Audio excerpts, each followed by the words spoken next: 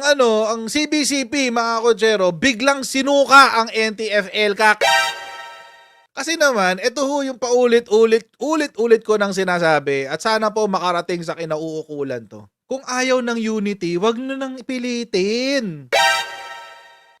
Kung ayaw ng unity, wag nyo nang pilitin. Maawa tayo sa sarili natin.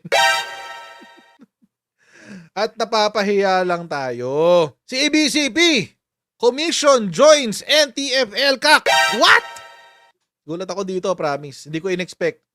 Basahin natin yung balita. CBCP Commission has joined the NTF-ELCAC. Okay?